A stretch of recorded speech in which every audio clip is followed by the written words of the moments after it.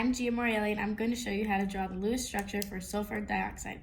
First, you need to find out how many valence electrons you have available. Sulfur has 6, and oxygen also has 6. But since there's 2 oxygens, you multiply it by 2 and add them together, and you get 18 valence electrons. You start by putting sulfur in the middle, and then you put oxygens on either side. You then put a bond connecting each of the oxygens with the sulfur. That used 4 valence electrons because each bond has 2.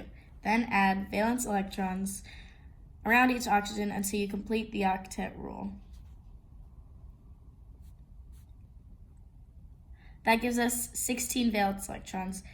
The leftover 2 valence electrons will go to the sulfur.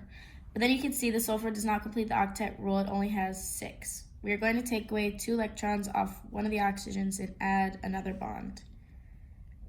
This will allow sulfur to complete the octet rule. There are also formal charges on the atoms. Sulfur has a +1 charge, and this oxygen has a -1 charge. SO2 is asymmetrical because it has a region with different shearing. The electron geometry is trigonoplanar. The molecular geometry has a bent shape. The bond angle is 120 degrees. SO2 is a polar molecule.